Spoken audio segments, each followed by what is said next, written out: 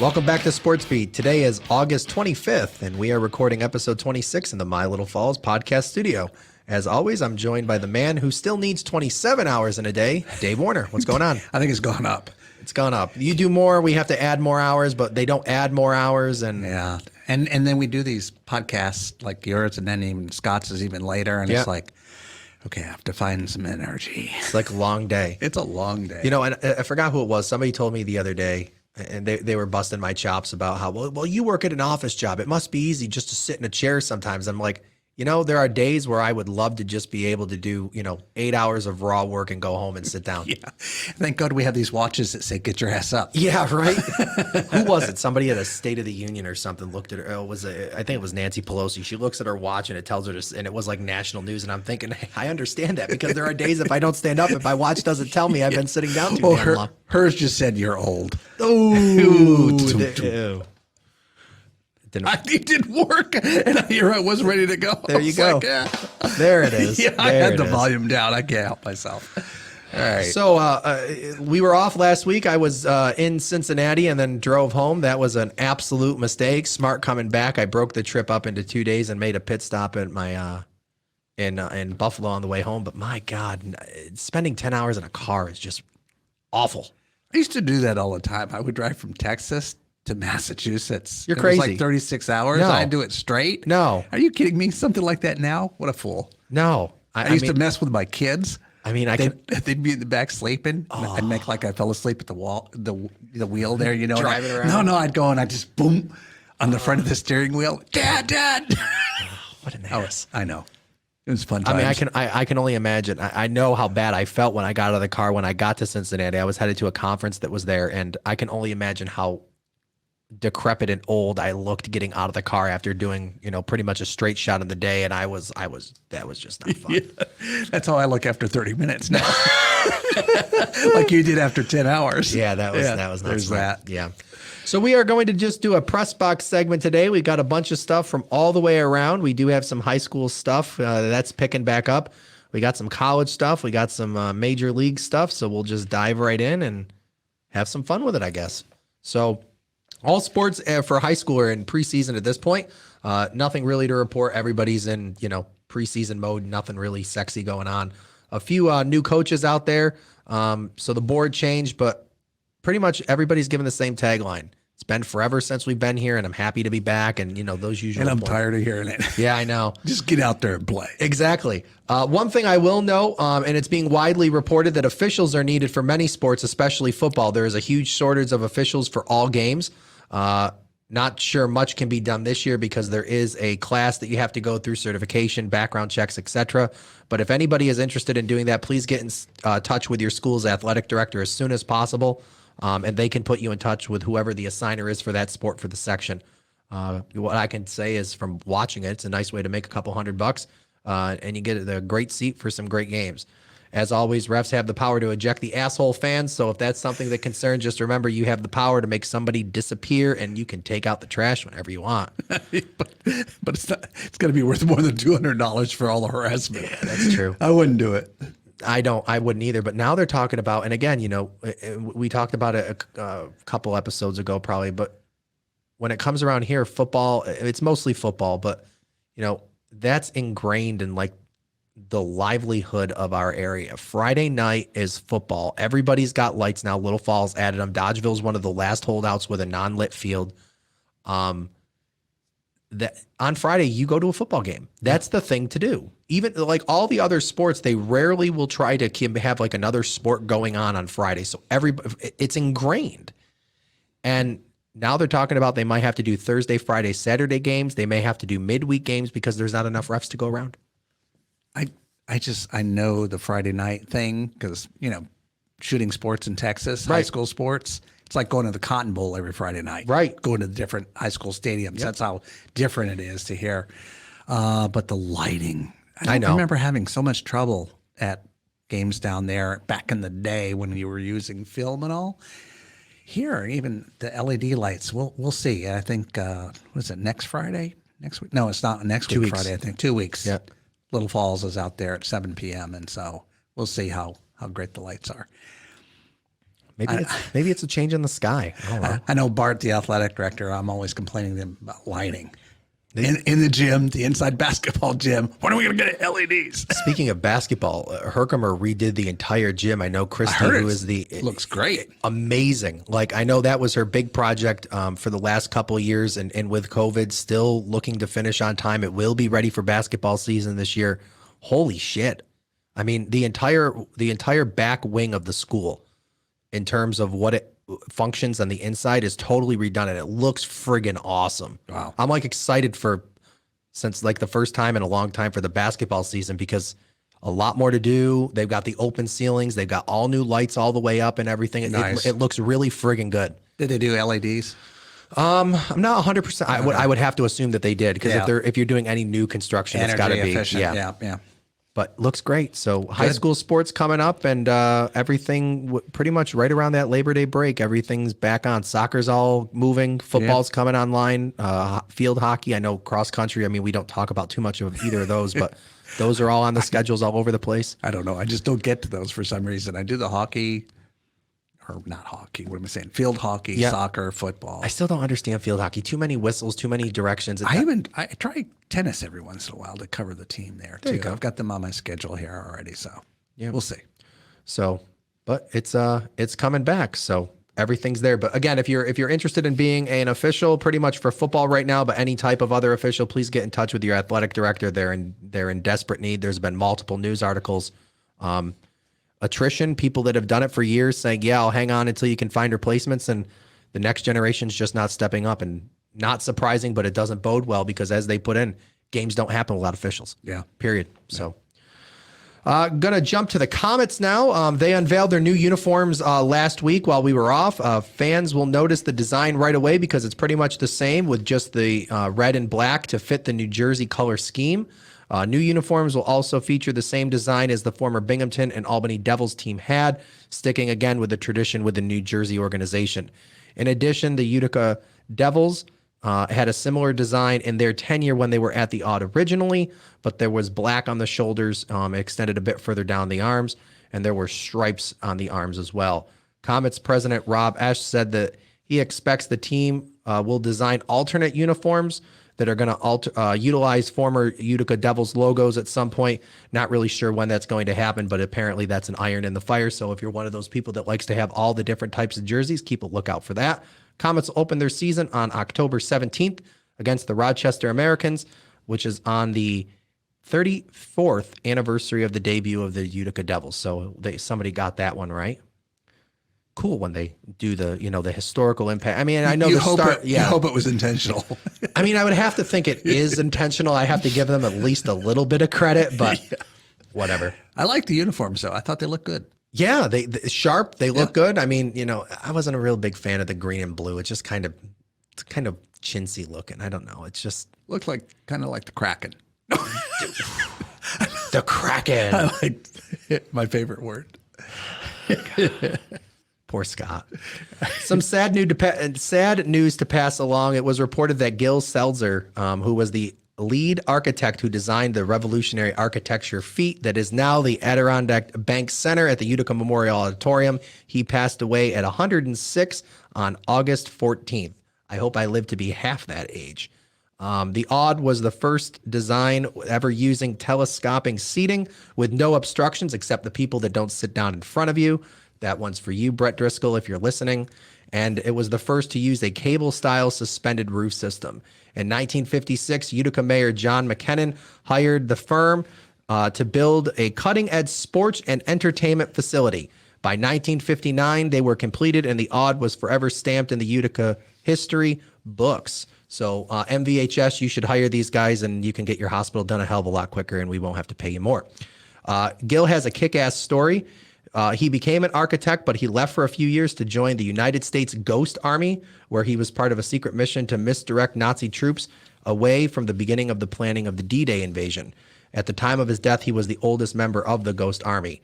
He went on in his career to work on many notable projects: the East Coast War Memorial in New York City's Battery Park, the Kaufman Building on 92nd Street, and he put his stamp on college campuses as well at West Point, the United States Merchant Marine Academy, CUNY Rutgers, William Patterson College, New Jersey City College, and many others. I think Spencer Davidson said it best, never a resident, but forever a Utican. So little cool plug there. And, the odds nice. got a historical point. And what was the slap shots? And the guys that were there, they put a thing out there saying when they were there. And it's cool to have that. Again, everybody shits on the Central New York, but we've got a lot of cool history here. The odds, one of those things. And, 106 years old, that's a good life. Reading his thing about I thought you were half his age. Yeah. Shut up. What an asshole. Wow. Getting hit all over the place. Jumping over to college, there was big news that was reported that the Big Ten, the ACC, and the Pac-12 have announced an alliance between the conferences. So football is now a real-life episode of Sports Survivor. The goal here, according to the statement, is to stabilize a volatile environment in college athletics. The whole system will begin as soon as practical while honoring current contractual obligations because, everybody's got those big TV money deals and they've got to be, looked at and made sure everything's done and make sure the lawyers, got to love that. All three commissioners have said the same idea will allow the three conferences to adapt to changing times, compete with the SEC. Yeah, good luck with that in football. And, they're banking on the fact that there's going to be a playoff expansion coming into the college, adding more teams. So SEC doesn't seem too fazed by this. Paul Feinbaum said on his show that after the news was leaked a week before that, they needed a home run in the bottom of the ninth, and this is maybe a single where you advance a runner to third. So if that's not a glowing indictment with a baseball reference to talk about football, I don't know what is. So it's going to be interesting to see how these moves made out. Yeah. And he said that on the fly too. I don't know if that was rehearsed, but I was listening to it and somebody called in and he was taking like his Jim Cramer lightning round. And that was the quote he came up with. It's like, he probably didn't practice it, although he might have said it to somebody. He may have said it before. Yeah. But so locally, colleges are preparing for fall sports to come back. Utica College football had their taste of action in their annual blue and orange intra-squad scrimmage. The upcoming full season they have for the first time since 2019, as the 2020 season was canceled because of the pandemic. Head coach Blaise Fajea, I can't say his last name. It's Italian, and I'm not even going to try. Head coach Blaise said it's hard to put you should into never words. Start the word with Vajay. Yeah. Yeah, no. And not finish it. Yeah, whatever. That's all right. That's all right. You can cut that out in editing. Right. No, I can't. You're not going to. I can't cut that out of You're editing. not going to cut it. No. It's burned. It's burned. Yeah, all right. Burned. No, it's hard to put into words. The players put so much work into everything. And throughout last year, all the adversity, and finally to be here at camp, it seems like forever ago that we were in training camp. 75% of our team have never gone through a training camp, but they're doing great. Players said the same thing. Wide receiver Nate Palmer, formerly of VVS, said, words can't put into perspective. Everyone is so fired up to be here. This is the best camp I've been part of as an offense. We're clicking on every level. The offensive line is doing great, giving the quarterback time in the pocket. The quarterback is putting it into the receivers, and the receivers, especially the rookies, are coming in and they know their stuff and they're on top of it. UC season opens September 4th in Alfred State. The home opener here in Utica is set for September 18th against Western New England. So that'll be fun to have that back. But yeah, and it's nice to see the excitement. Everybody's saying the same line, happy to be back. They talk about some nuts and bolts and stuff like that. And it does get a little bit old, but I can't really imagine how hard, especially for something like some of the heavier duty sports where, not saying that all of them don't go all year, but the basketballs and the footballs where, there's training camps that begin sooner than all the other sports to some degree and everything. I can't imagine taking all that time off, all that preseason, and then having the plug pulled not last minute, let's call it what it was. So you put all that time in. Had they known about it ahead of time, they wouldn't have had so much invested. Yeah. So it's going to be nice to see everything go back to whatever normal looks like? Question mark? We'll find out later. Yeah. NFL, the preseason there is also underway. You seem to be a theme here. It's the best time of year for preseason in sports, and we are moving forward to the opening day in a few weeks. So much is happening in the NFL, and the NFL grinder is already in full swing. I got a friggin' notification the other morning at 2:30 that somebody was on a COVID thing and they tested positive, so they're going to be out for a couple of weeks, and an injury report. 2:30 in the morning. I'm sleeping. That was for Buffalo. Ooh, I think. Yeah, no, it was Buffalo. Yeah, that one was. But their injuries, injuries are all over, and they're the weird, the little ones, but they're the ones that end. But As a Dallas fan, I'll say again, and I know there's a bunch of people that disagree with me, so I'm going to have a hot take here.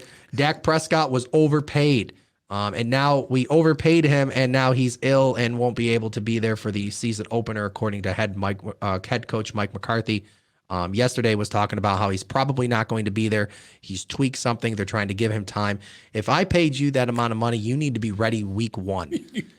Yeah, my ass would be there. And they were talking about it on, I forgot who it was. It might have been on Barstool. It might have been, or actually no, it might have been Pat McAfee. He was talking about once the offseason starts, these guys go home. There's no conditioning for most of them. There's no working out. They do whatever. The linemen just sit there and they enjoy their time off. It's vacation for 4 months.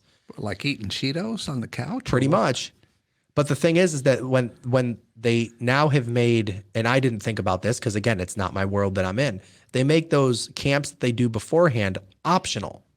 So if you come back for mandatory OTAs, you might not be in shape yet, where you're doing conditioning along with OTAs, and the people that have already done it, or the skill players that, like Tom Brady, always keeping themselves in shape, they're already ahead of you. Or a Tebow, even though he was cut. I mean, the guy was in great shape. Yeah, I still that whole thing weird too. Like, and that was his idol. Like, you're talking about the 2 superstars of college sports, and he cut him.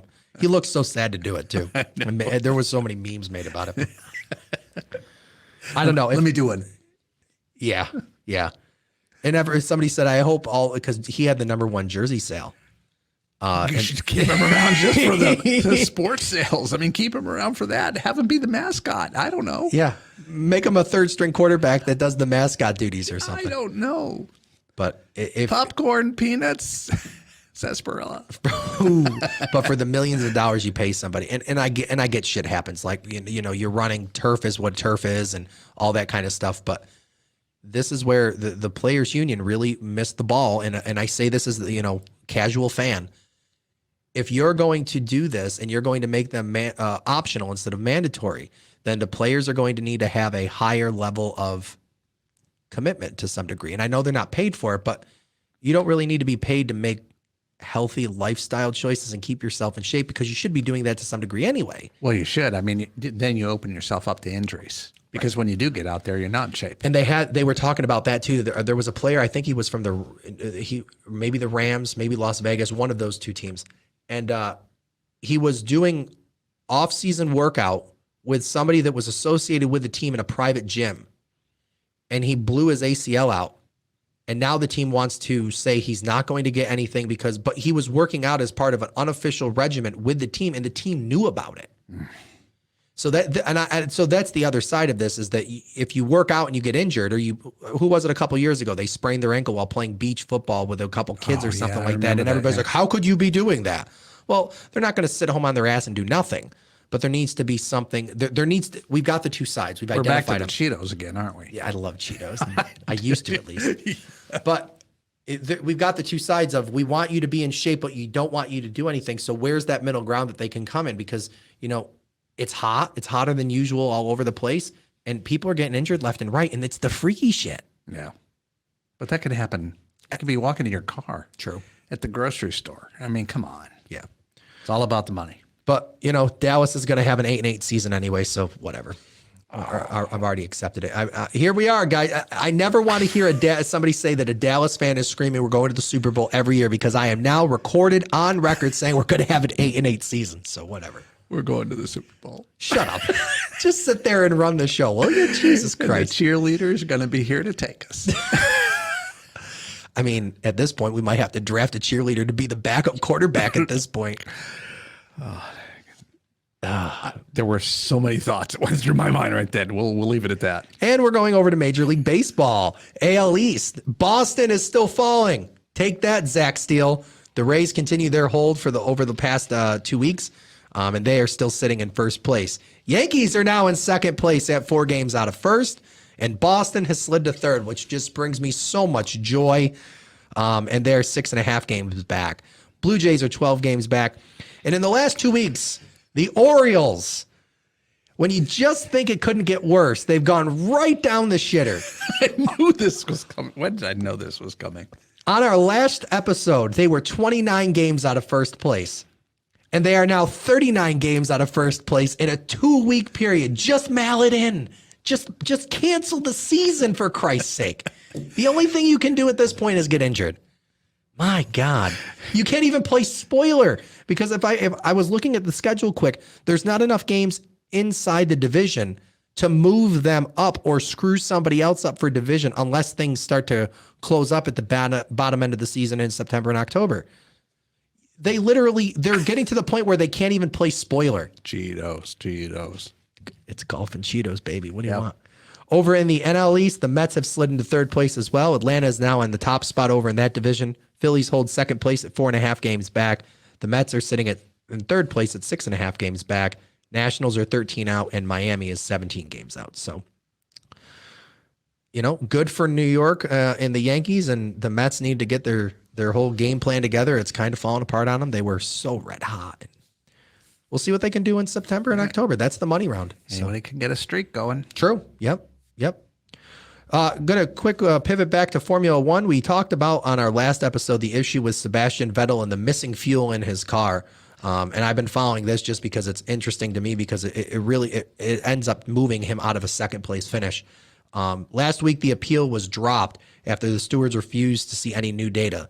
The car, which was impounded at Formula One headquarters in France since the race, has been returned to the team. The team claimed that they had overwhelming evidence to show that the lift pump had failed and that the fuel should be inside there.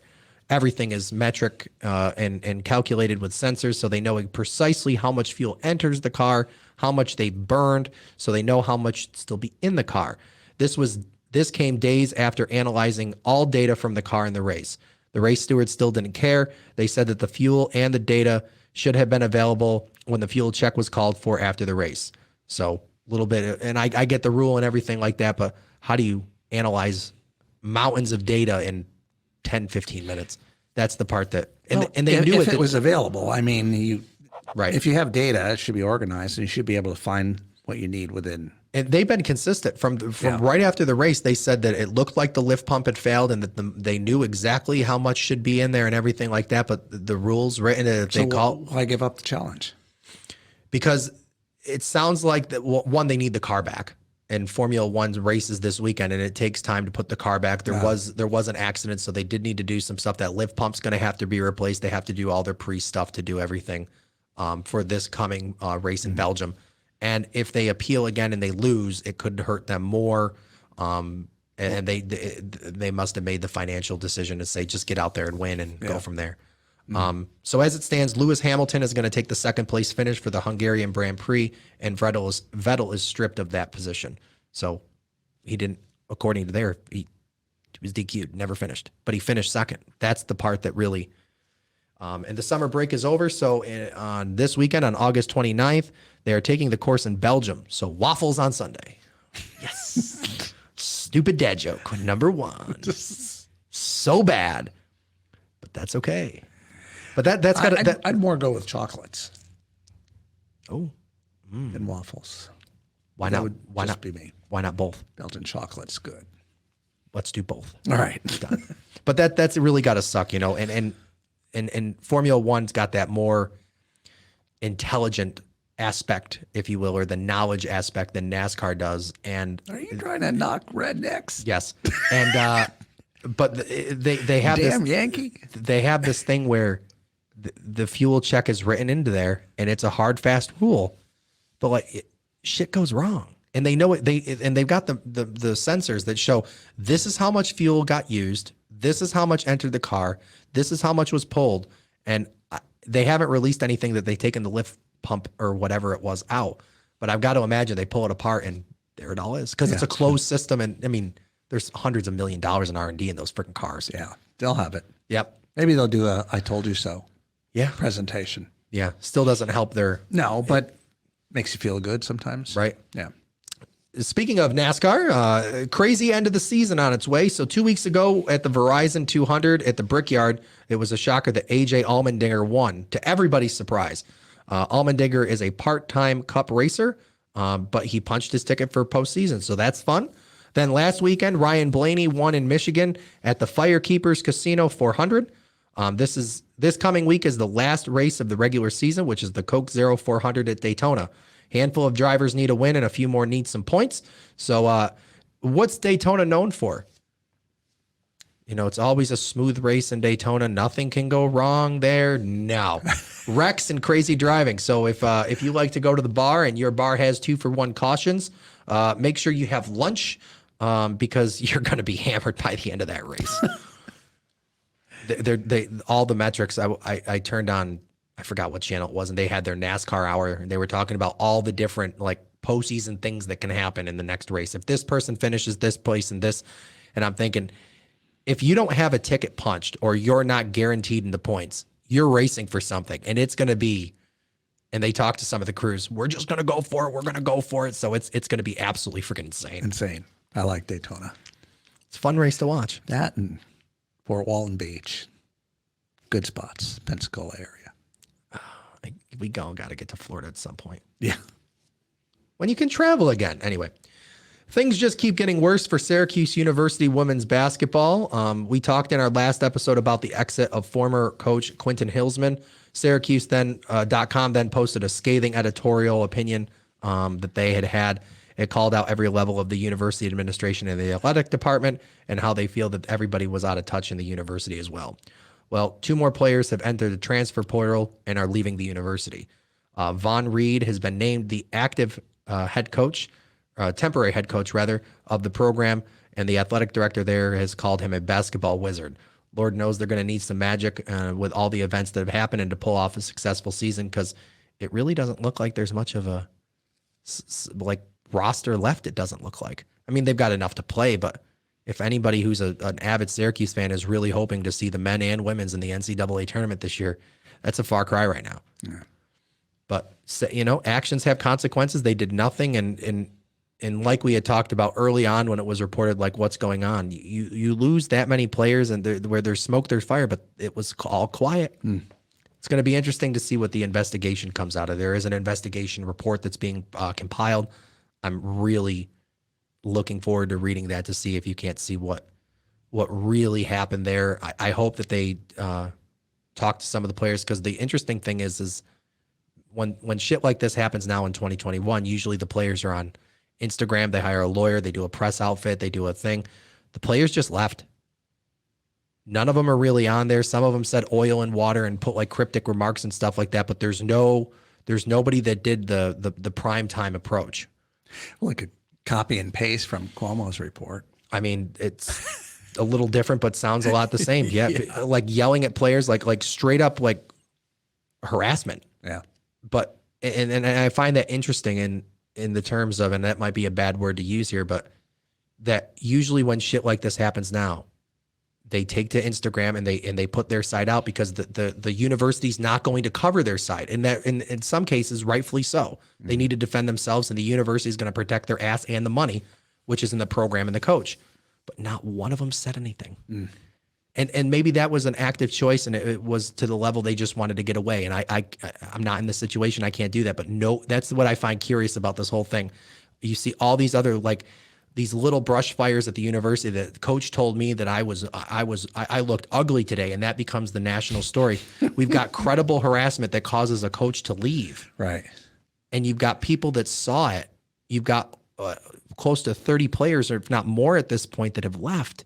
And none of them said anything when they were leaving or after they're gone. They just wanted to get away. I find that incredibly different than the environment that we see now. But if you can't tell people they're ugly, no, people I mean, tell me, where are we in this world? you told me that before we started. But I find that I really want to see what the report comes of and what it says, because that's really going to tell a lot of things, and not only for the program, but for the university that's had a lot of issues over the last couple of years with internal, how they deal with things now. So sad to see, because, you know, obviously, you know, when I'm not bleeding green for Herkimer or Herkimer College, Syracuse has always been right there. We're always going to basketball games, lacrosse games, soccer, football, the whole 9 yards. And so when you mix green and orange, you get what? Really?